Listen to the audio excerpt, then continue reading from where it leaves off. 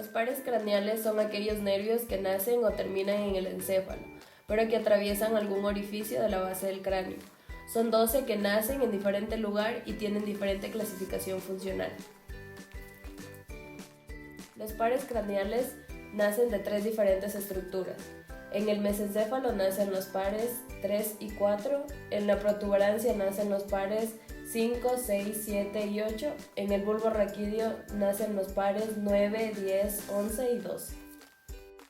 También tienen una clasificación funcional, como sensorial, que son el 1, el 2 y el 8. Motores, tenemos el 3, el 4, el 6, el 11 y el 12. Mixtos o sensitivomotores son el 5, 7, 9 y 10. Y también tenemos fibras parasimpáticas que son el 3, el 7, el 9 y el 10. A continuación vamos a explicar el origen, la función y cómo se evalúan cada uno de los 12 pares craneales. El primer par craneal es el nervio olfatorio. Su origen aparente es en la cara inferior del bulbo olfatorio. Su origen real es en las células nerviosas de la mucosa olfativa. Y su función es sensitiva, que es la de percibir olores. Para evaluar el par craneal número 1, que es el olfatorio, vamos a utilizar 2 tipos de olores. Uno va a ser suave y el otro va a ser fuerte. Le vamos a pedir al paciente que cierre sus ojos y que se tape una de sus narinas. Y a continuación le vamos a hacer oler uno de los olores que tenemos acá. Huele, por favor. Ya, ahora tápate la otra nariz. Ahora procedemos a preguntarle al paciente en cuál de las 2 narinas percibiste el olor más fuerte.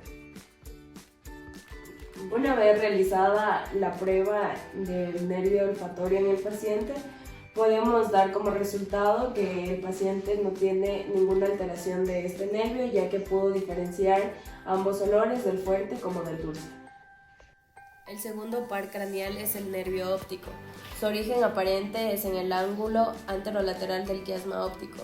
Su origen real son las fibras nerviosas de las células ganglionares de la retina. Y su función es sensitiva, que es la percepción de la luz. Para evaluar el segundo par craneal, que es el nervio óptico, podemos utilizar la tabla o la carta de Snellen. En la carta de Snellen vamos a encontrar unas letras de diferente tamaño, al igual que 2 franjas de diferente color. Estos números, el primer número va a simbolizar a qué distancia va a estar el paciente de la tabla, y el segundo número va a ser de a cuánto se debería ver normalmente el paciente. Para evaluar este par craneal, te voy a pedir que te tapes uno de los ojos de esta forma, sin aplastarte mucho el ojo. Y te voy a ir preguntando de qué tamaño ves la letra y si la ves correctamente. ¿Te puedes tapar, por favor? ¿Qué letra ves aquí? La E. Aquí. F. Acá. P. Acá. T. Acá. O. Aquí. E. Ya, ahora te puedes tapar tu otro ojo, por favor. Ya, y destápate el dedo. ¿Qué letra ves aquí? F. Aquí. Z. Aquí. L. Aquí. E. Después de haber realizado la evaluación a nuestro paciente, podemos decir que su agudeza visual del ojo izquierdo es normal, ya que pudo leer todas las letras de una manera correcta. En cambio, con el ojo derecho llegó hasta esta letra y se equivocó y cambió la letra por la letra E. Cuando tenemos en este rango, podemos decir que tiene una agudeza visual disminuida leve. El tercer par craneal es el nervio del óculo motor. Su origen aparente es en el borde interno del pedúnculo cerebral. Su origen real es en la sustancia gris que rodea el acueducto mesencefálico a la altura del colículo superior. Su función es motora, que inerva todos los músculos oculares, salvo por el recto externo y oblicuo mayor, y también vegetativo, que va a estar en el esfínter de la pupila. Para evaluar el par craneal número 3, que es el óculo motor, vamos a utilizar una linterna y le vamos a pedir al paciente que mire hacia la luz que le vamos a señalar en los ojos. Cabe recalcar que para realizar esta evaluación necesitamos estar en un lugar que estemos con las luces apagadas. Te voy a pedir que mires a un punto fijo mientras yo te paso la luz.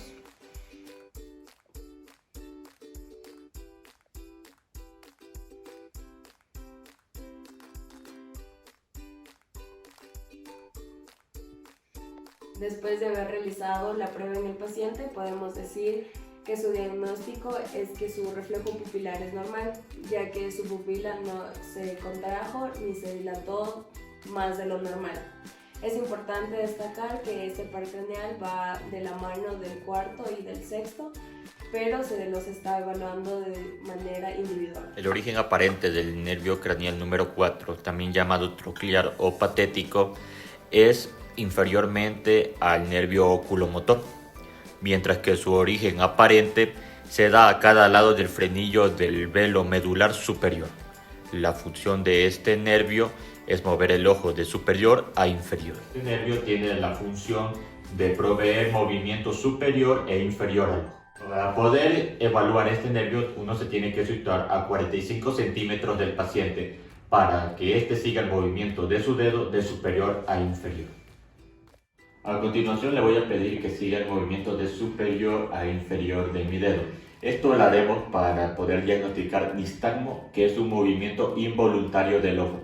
Además veremos si los ojos de él pueden seguir el movimiento de forma simultánea y así también diagnosticaremos un posible estrabismo.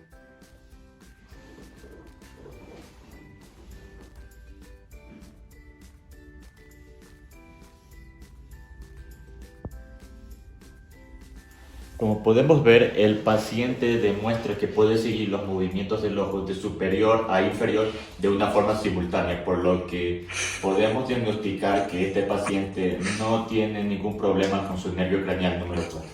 El nervio trigémino es un nervio que tiene tanto fibras sensitivas como motoras. Las fibras sensitivas nacen del ganglio trigeminal, también llamado de Gasser, mientras que la parte motora nace en dos núcleos masticatorios en la formación reticular gris del puente. La función de este nervio es dar la sensibilidad a la cara, a la fosa orbitaria, a la boca y a las fosas nasales. Además, la función motora es inervar los músculos masticadores. A continuación, para estimular la sensibilidad de la cara, que es la función sensitiva del nervio trigémino, voy a tocarlo con diversos objetos. Primero, una aguja. ¿Siente? Ahora con un algodón. ¿Siente?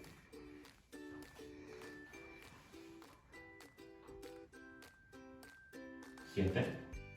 En estas tres partes lo hice porque aquí están los vamos terminales, la parte oftálmica, mandibular y maxilar de este nervio. En este momento voy a evaluar el reflejo corneal.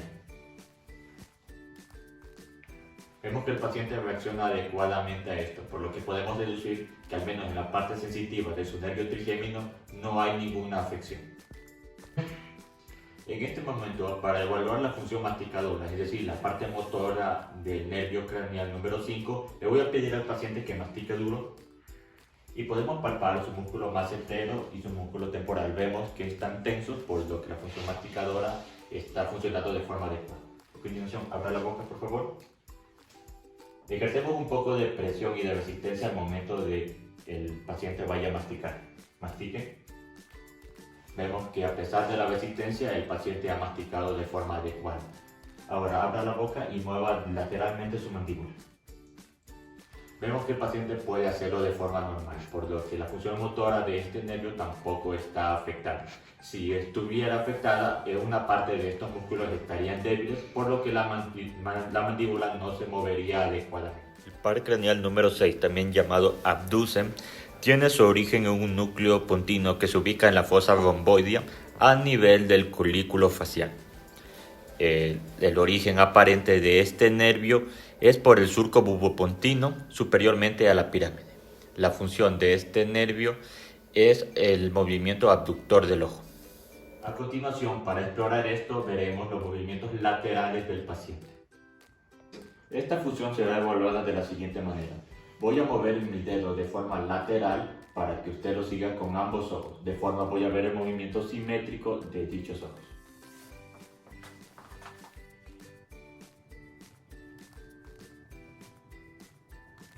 Vemos que el paciente puede seguir este movimiento de forma natural, por lo que descartamos cualquier afección del nervio craneal número 6.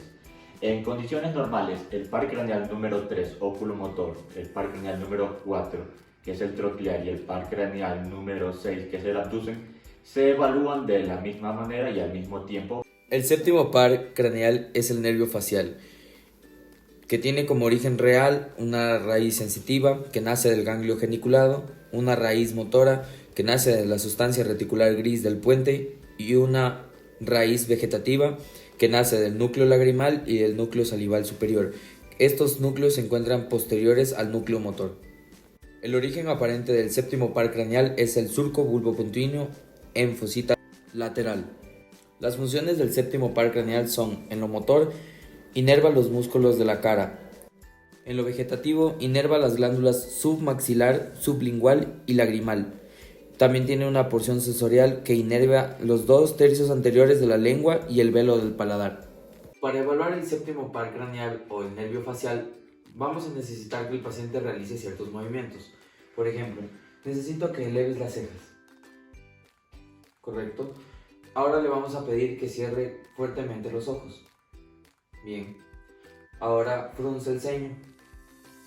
Bien. Ahora hace el movimiento del silbido. Bien.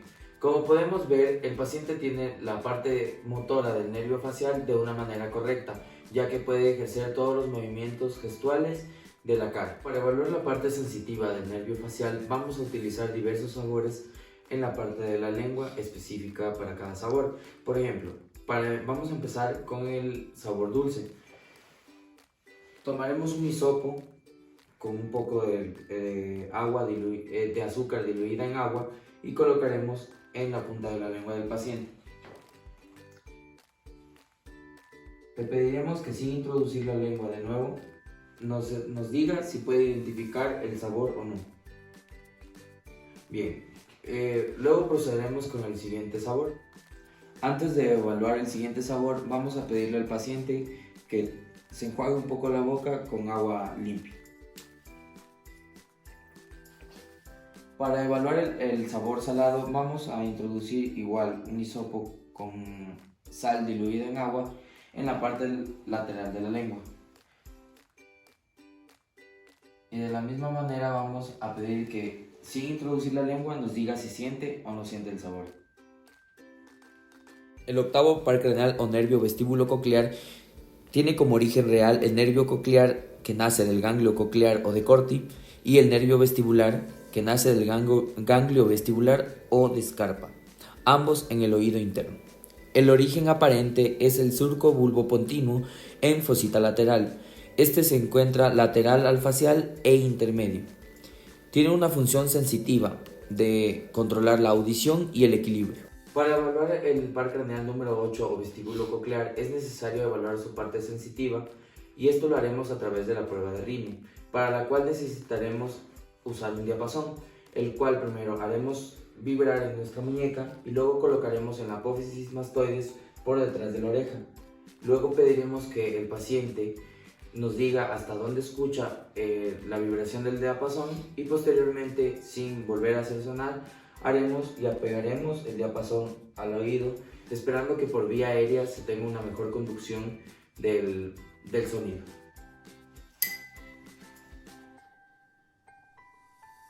Bien.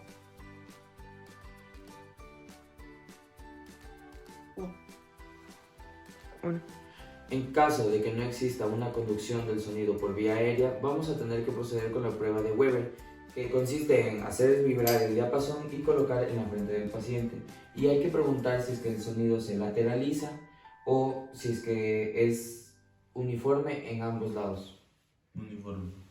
En este caso, como el paciente tuvo una correcta conducción por vía aérea, quiere decir que su audición está bien y no hay problemas de hipoacusia.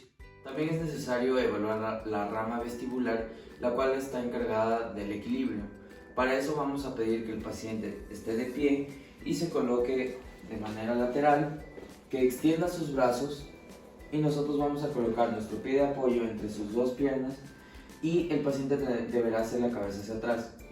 Debemos estar pendientes de que el paciente esté bien y mantenga el equilibrio, ya que habrán algunos pacientes que tiendan a irse hacia adelante o hacia atrás. Para eso está nuestro pie de apoyo y nosotros estamos aquí pendientes a que el paciente esté bien y no corra el riesgo de caerse. En caso de que el paciente llegara a presentar alguna afección, esta se puede estar localizada en un origen cerebeloso. El noveno par craneal es el nervio glosofaringio. Tiene como origen real una raíz motora que nace del núcleo ambiguo en médula oblonga. Tiene una raíz sensitiva que nace del ganglio superior o de Ehrenreiter y ganglio inferior o de Anders en porción petrosa. La raíz vegetativa nace del núcleo salivatorio inferior y del núcleo paramediano posterior. El origen aparente es el surco posterolateral de médula oblonga, superior al nervio vago e inferior al vestíbulo coclear. Tiene una función motora, ya que inerva al músculo estilofaringio y a la musculatura faringea en general. También tiene una función sensitiva, brindándole sensibilidad a un tercio posterior de la lengua, a la amígdala, a la faringe y al oído medio. Evaluar el par 9, que es el glosofaringio. Vamos a pedirle al paciente que abra la boca y nosotros con un baja lengua vamos a apreciar cómo al decir la letra A el paladar va a ascender y descender. Abra la boca.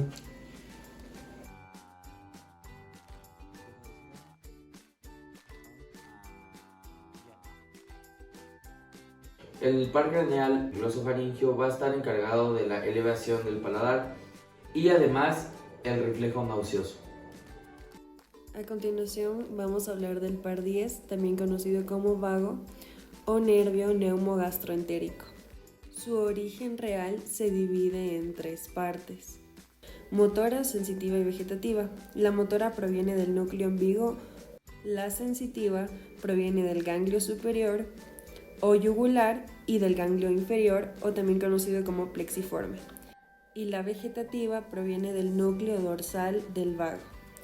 Ahora, su origen aparente es del surco posterolateral de la médula oblonga, inferior al glosofaringio y superior a la raíz craneal del accesorio. Y como es mixto, tiene dos funciones, una motora y una sensitiva. La motora se encarga de brindar movimiento a faringe, corazón, pulmones, bronquios y aparato digestivo, y la sensitiva inerva corazón, pulmones, bronquios, tráquea, faringe, laringe y oído externo.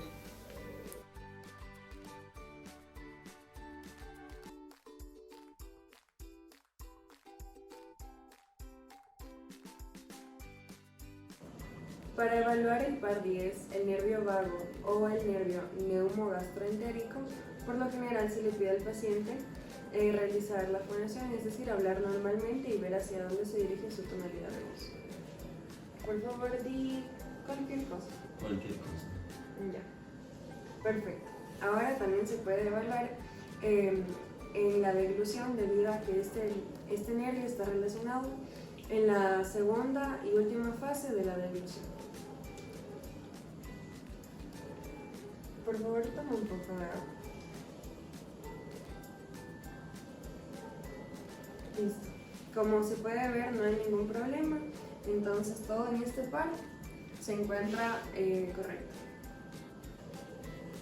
En añadidura, por lo general el par 9, 10 y 12 se suelen evaluar juntos. Sin embargo, el 9 y el 10 son los que tienen las funciones de deglución combinadas.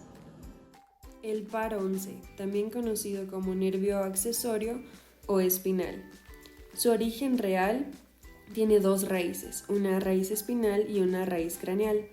La raíz espinal proviene del asta anterior en la médula espinal de la región cervical y la raíz craneal del núcleo dorsal del vago. Su origen aparente es del surco posterolateral de la médula oblonga inferior al vago, y su función tenemos que es un nervio motor que da movimiento al músculo esternocleidomastoideo y al músculo trapecio. Para evaluar el par 11, el nervio accesorio o nervio espinal, este está relacionado a las funciones de movilidad del músculo esternocleidomastoideo y del músculo trapecio. Por lo tanto, vamos a evaluar los movimientos de estos músculos. Por favor, mira hacia allá, mira hacia acá. Listo. Ahora, eleva los hombros, regresa a la posición normal, baja los hombros, eleva un hombro, baja el hombro, eleva el otro, baja. Ahora, eleva el hombro, listo. Eleva el hombro, listo, relaja. Ya, listo. Ahora mira la cabeza a tu derecha. Listo. Mira la cabeza a tu izquierda. Listo. Muy bien. Entonces podemos observar que no hay ningún problema en la movilidad de estos músculos, entonces todo está bien con el par 11. Para finalizar, tenemos al par 12 o al nervio hipogloso. Su origen real es el núcleo del trígono del hipogloso en la fosa romboidea de la médula oblonga.